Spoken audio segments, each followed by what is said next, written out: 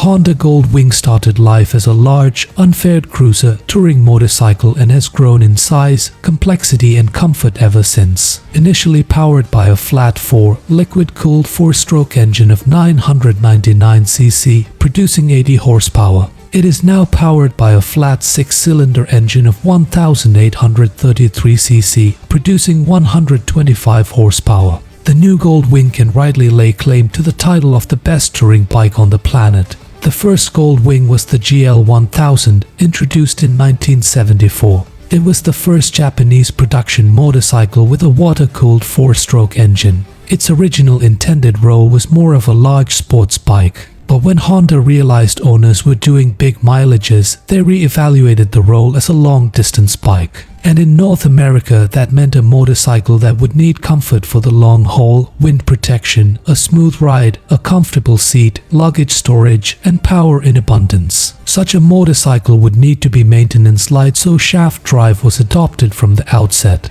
From that day to this, the Honda Goldwing has got better and better at its job, not to mention larger, heavier and more powerful. In 2018, Honda completely re-engineered the Goldwing. Two new models were introduced, the Goldwing Tour and the Goldwing. The Tour has panniers and a top box, while the Goldwing just has panniers for more of a bagger look. They are identical mechanically, but the Goldwing deletes the traction control, electronic suspension adjustment, heated seat, center stand and airbag option. Both models are available with Honda's DCT and features a reverse gear. Manual gearbox Goldwings make do with an electrically assisted reverse. The standard Goldwing has a more low-key, blacked-out look which, along with the lack of a top box, makes it look even sportier. The layout might be familiar, but the flat 6-cylinder engine is all new. 1883 cc and 24 valves enable a power output of 125 horsepower and 123.2 pound-feet of torque. Fuel injection is used and final drive through either the 6-speed manual or 7-speed DCT gearbox is by shaft drive, as it always has been.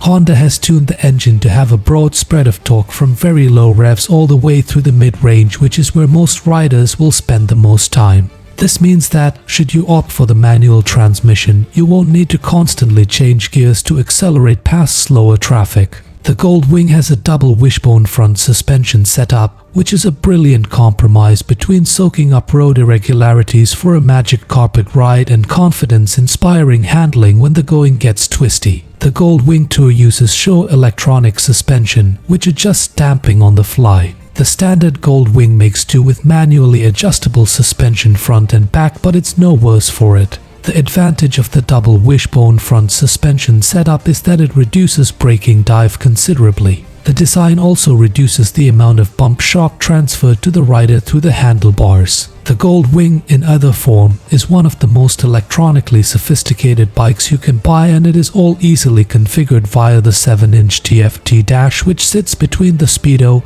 and TAC. Apple CarPlay is incorporated and so is Bluetooth connectivity. There is a navigation system built in which, in the past, has proved itself to be a bit of a lemon on many bikes as it can be out of date very soon. Honda has solved this problem by offering every Goldwing customer 10 years of free map upgrades, so your maps will always be up to date. There's even something called Home Link system that can be programmed to open gates or garage doors, so you don't have to fumble in a pocket for the remote. Naturally, the bike is equipped with a keyless system, which means you can start the bike by simply pressing a button. With all that weight, the brakes need to be good, and unsurprisingly, they are. The twin front discs are 320mm and are gripped by 6-piston Nissan calipers, while the rear brake is a 316mm disc. Front and rear brakes are linked and work seamlessly in tandem with the ABS. Honda has worked hard to get the braking response just right. Unlike a sports bike, the brakes can't have too sharp an initial bite but do have to be immensely powerful to bring the bike to a safe stop in the shortest distance possible.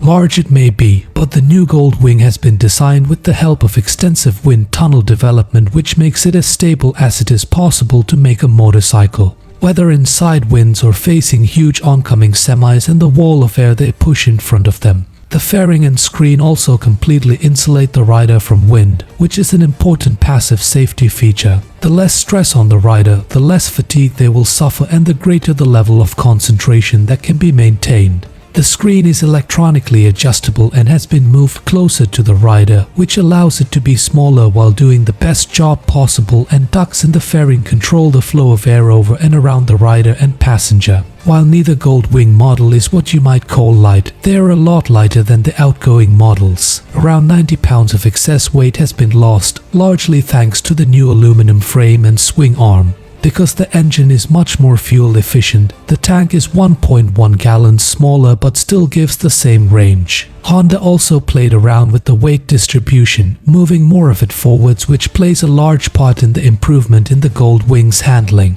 While the overall layout of the Goldwing is superb, the ergonomics might not suit everybody. There's nothing wrong with the rider triangle and the seat is supremely comfortable. But that engine with huge cylinder banks sticking out each side, much like the BMW with its Boxer engine, does mean that you can't move your feet and legs around as much as you would be able to with an upright cylinder engine. Nor can you fit accessory highway pegs. After 50 years in production, the Goldwing just keeps getting better like a fine wine.